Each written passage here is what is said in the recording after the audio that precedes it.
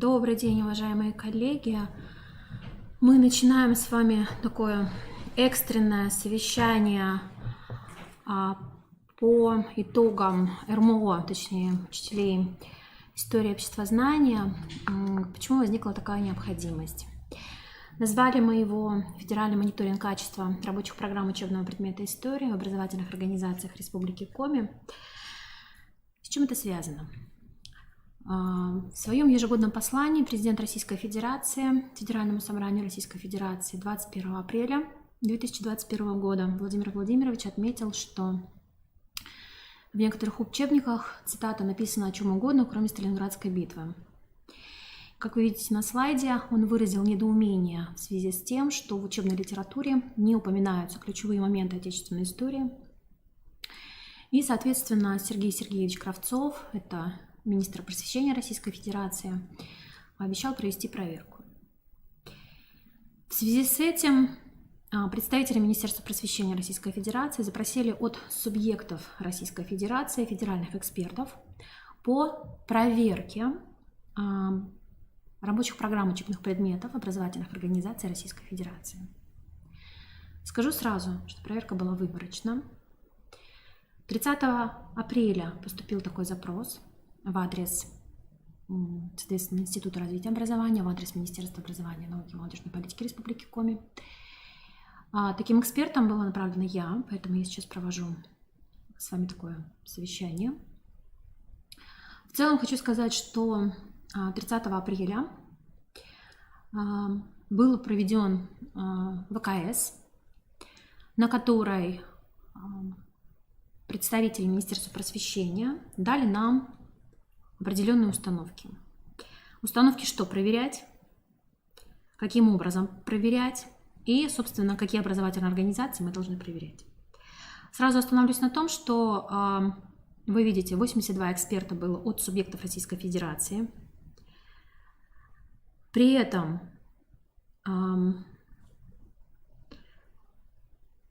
было проверено свыше 9 тысяч сайтов образовательных организаций Республики Коми. При этом мы проверяли, например, я, как представитель Республики Коми, не проверяла сайты образовательных организаций Республики Коми, я проверяла 47 образовательных организаций Карачаево-Черкесской Республики. Наши с вами 82 образовательных организации проверяла Мурманская область. Срок этой проверки нам был поставлен 4 мая, 10 утра 4 мая. Праздничные дни. И несмотря на то, что это были праздничные дни, все 82 эксперта отработали. По итогу проверки мы связались с Мурманской областью, потому что нам было интересно. В ходе проверки Карачаево-Черкесской Республики были выявлены мною ряд недочетов, и, соответственно, нам было интересно, каким же образом представлена в данном случае Республика Коми. Список образовательных организаций нам был направлен Министерством просвещения Российской Федерации, то есть мы не выбирали эти образовательные организации. Сразу скажу, что в этот список попали в основном образовательные организации на первом этапе. Подчеркну, что на первом этапе, поясню далее почему, с низкими образовательными результатами. Но в ходе проверки было выяснено, что все образовательные организации пройдут аналогичную проверку. Мурманская область, коллеги с Мурманской области нам милостиво предоставили, собственно, данные. Прежде чем перейти непосредственно к самим результатам проверки и к тем запросам, которые были нам представлены от Министерства просвещения Российской Федерации, я хочу сказать несколько слов в целом о качестве представленной у нас на сайтах информации. Коллеги, с чем мы столкнулись? Мы, Институт развития образования, совместно со специалистами Министерства образования, науки и молодежной политики Республики Коми провели перепроверку всех 82 сайтов 82 образовательных организаций. Коллеги, что я могу сказать? Здесь, на вот этом и на следующем слайде, я попыталась представить наиболее явные проблемы. Во-первых, не у всех образовательных организаций Республики Коми есть свои сайты. Это первое. Второе. Даже если сайты представлены, то не на всех сайтах представлена актуальная информация. Например, здесь представлен, я не буду называть образовательную организацию. Все данные в данном случае я постаралась дать обезличенно. Представлено обезличенно. Итак, смотрите. Сайт очень информативен, очень содержателен. Написаны, собственно, по всем уровням образования представлены и срок освоения данных программ и так далее. И написано, что, например, основная образовательная программа, реализующая федеральный компонент государственного образовательного стандарта среднего общего образования, которая началась в 2017 году, и срок реализации у нее до 31 августа 2019 года, но, тем не менее, коллеги, по этой программе, которая уже не реализуется, представлены все рабочие программы по всем предметам. При этом мы видим, что программа уже не реализуется. Далее, по основной образовательной программе, которая вступила в силу, дата утверждения 1 июня 2020 года, фактически она уже не представлена ни одна рабочая программа, представлен только учебный план. Фактически мы говорим о том, причем учебный план представлен по федеральному компоненту, то есть не актуальный. Представлены стандарты, да, здорово, но тем не менее, коллеги, программы – это продукт, по которому нас с вами оценивают. В ряде случаев рабочие программы учебных предметов расположены не в той вкладке на сайте. То есть фактически мы говорим о том, что есть вкладка «Основные сведения об образовательной организации», «Образование», и там должны быть представлены все рабочие программы. Либо же мы говорим аннотации к рабочим программам. При этом не было в ряде образовательных организаций рабочие программы представлены не в том разделе. Далее, коллеги, еще один пример. Здесь специально закрашена образовательная организация. Вот в таком формате тоже у нас представлены рабочие программы учебных предметов. Текст, как вы видите, не отформатирован. Текст кусками скопирован и вставлен. Шрифт разный. Форматирование текста разное. Поэтому мы говорим о том...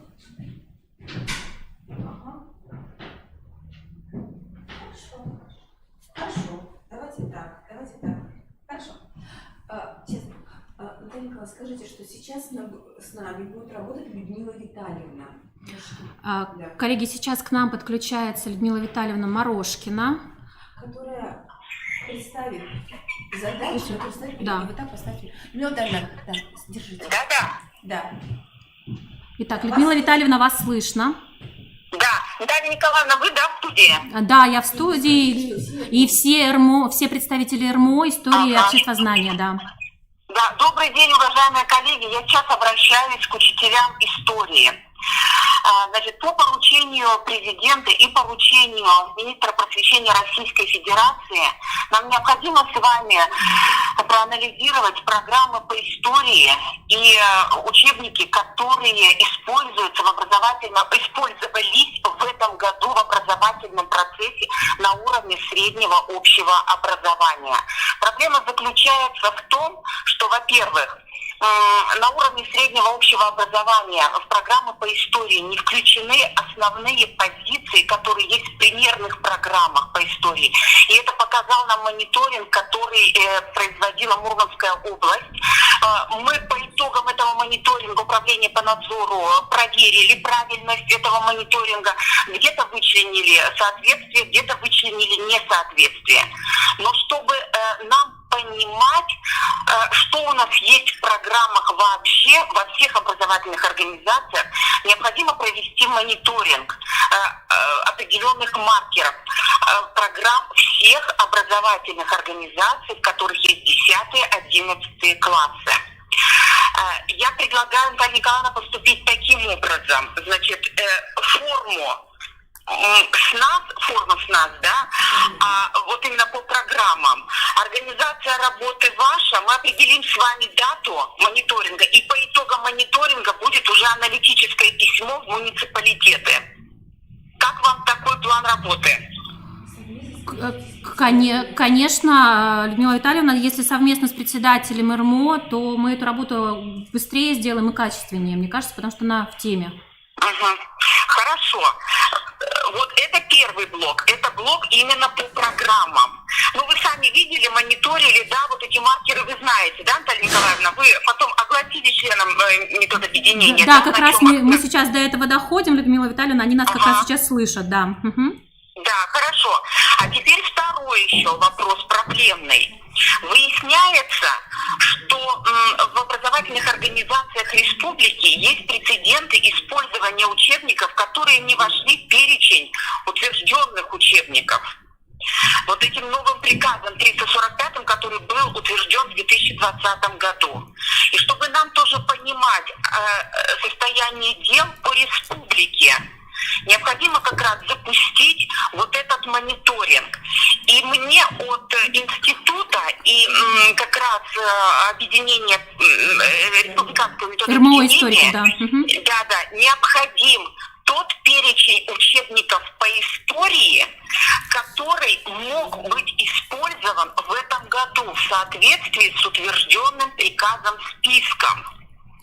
То есть я тоже предлагаю, форма СНАС экселевская, сегодня же направлю уже эту форму.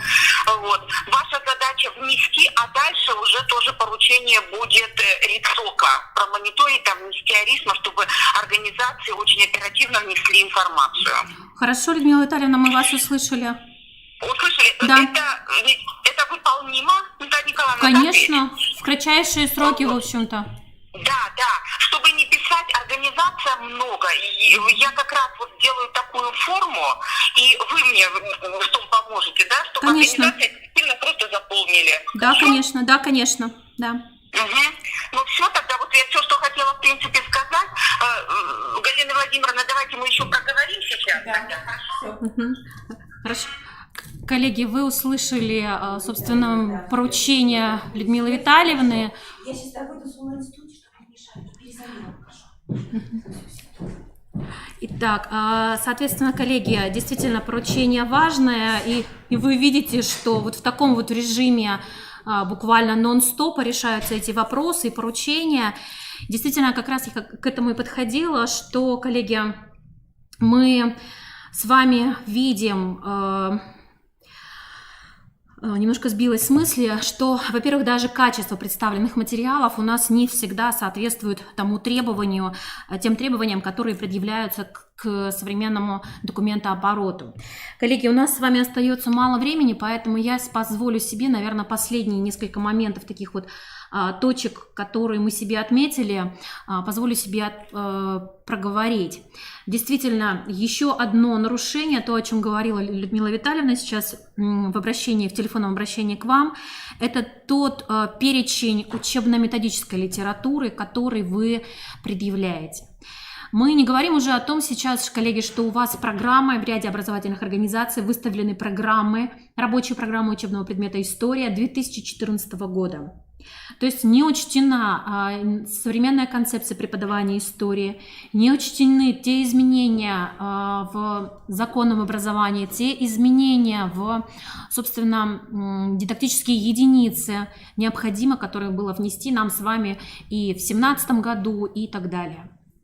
Коллеги, с 2020 года, с 1 сентября, все образовательные организации Российской Федерации перешли на, собственно, реализацию федеральных государственных образовательных стандартов. Поэтому, когда проводилась проверка, как правильно сказала Людмила Витальевна, Мурманская область нас проверяла, и мы проверяли, собственно, установка от Министерства просвещения была следующая.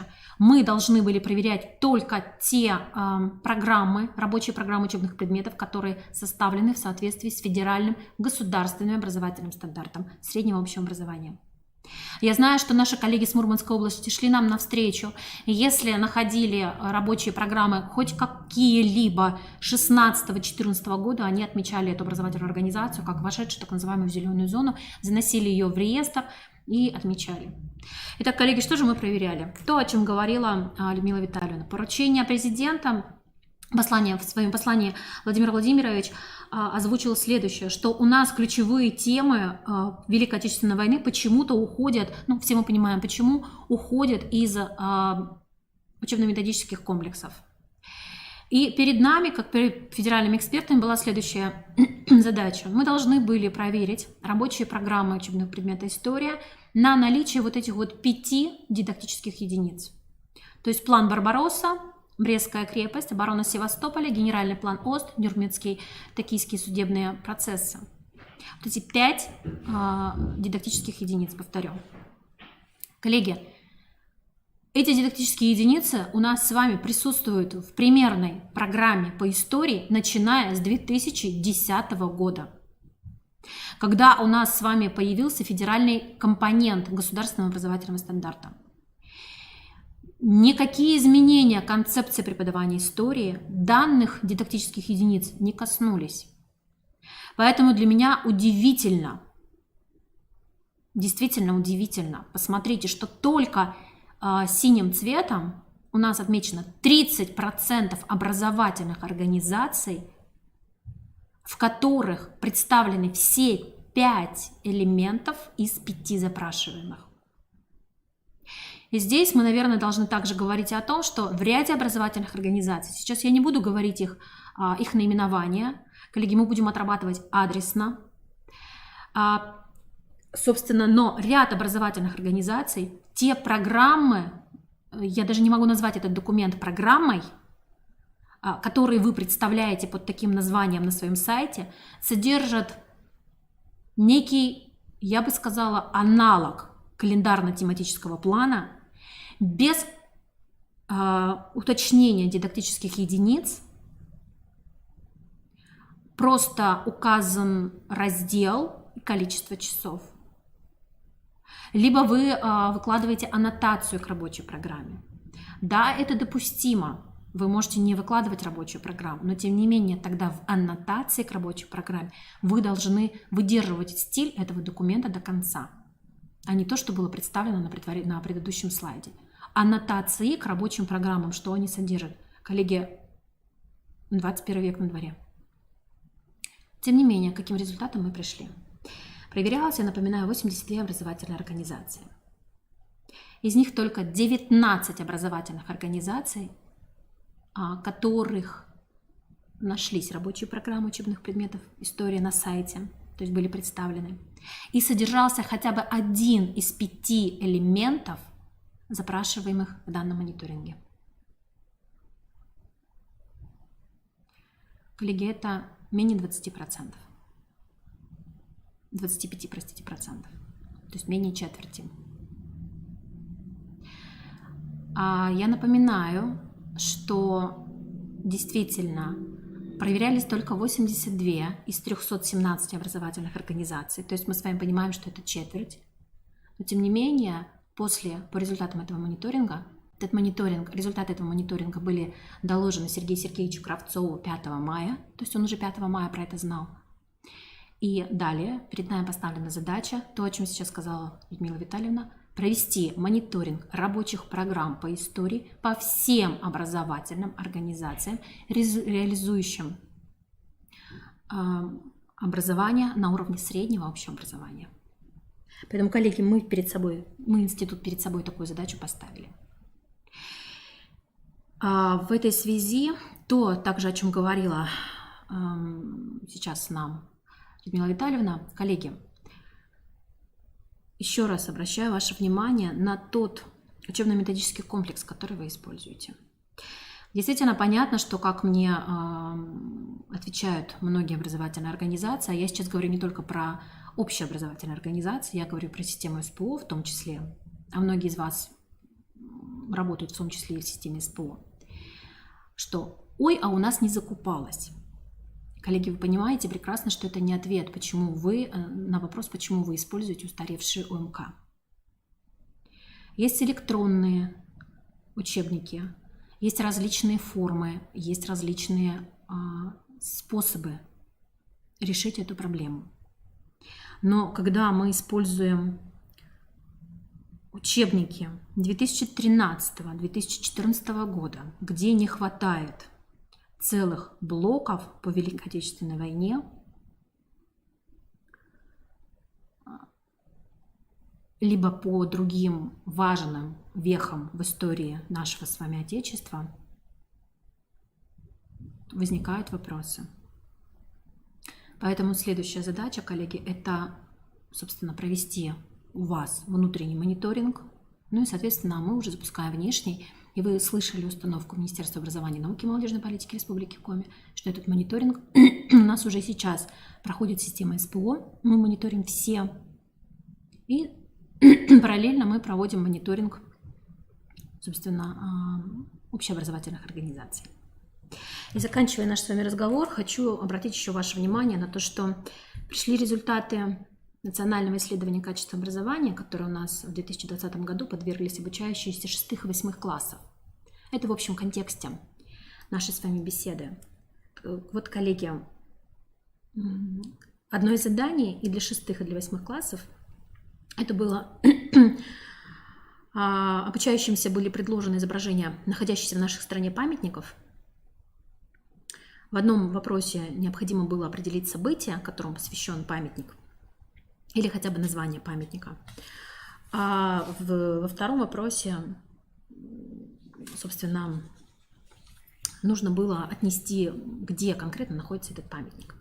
Мы все с вами предметники, мы все с вами прекрасно понимаем, что это один из вопросов ОГЭ, один из вопросов ЕГЭ, даже не один, а 3 вопроса ЕГЭ. И это вопрос российской проверочной работы. Так вот, коллеги, хочу у вас проинформировать о том, что, к сожалению, памятник Родина-Мать смогли назвать только 51% обучающихся 8 классов. Соответственно, мы говорим о том, что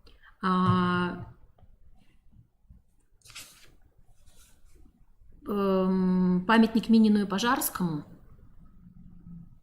смогли идентифицировать только 33% обучающихся. Одним из заданий для 6-классников было соотнести изображения неких известных людей, в том числе исторических деятелей, назвать их имена и соотнести род занятий. Так вот, для сравнения 8-классников, Ольгу Бузову идентифицировали 77% обучающихся, а вот Елизавету II только 52%. Из них род деятельности Елизаветы II правильно смогли назвать только 23% обучающихся. И в завершение хочу проинформировать вас о том, что в помощь нам наши с вами московские коллеги организуют летнюю школу для учителей обществознания, формат обучения онлайн, сроки проведения данной школы с 31 мая по 1 июня. Участие абсолютно бесплатное по регистрации. Актуальное расписание школы, регистрация доступна по ссылке.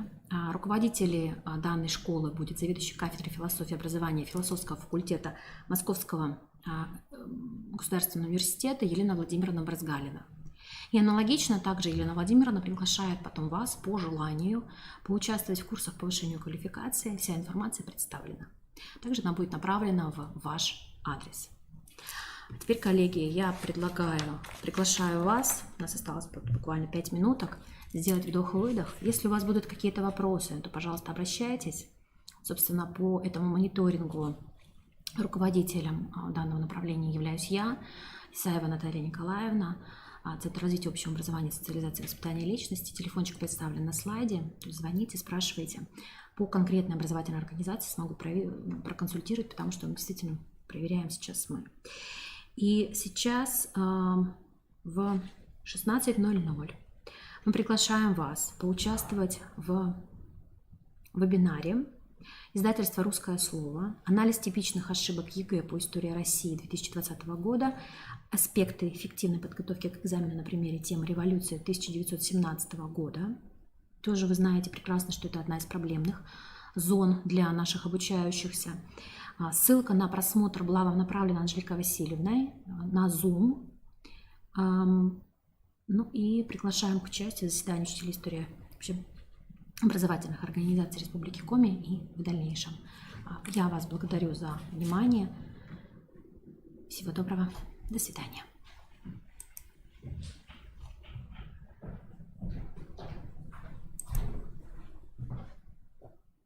Все. Завершить трансляцию.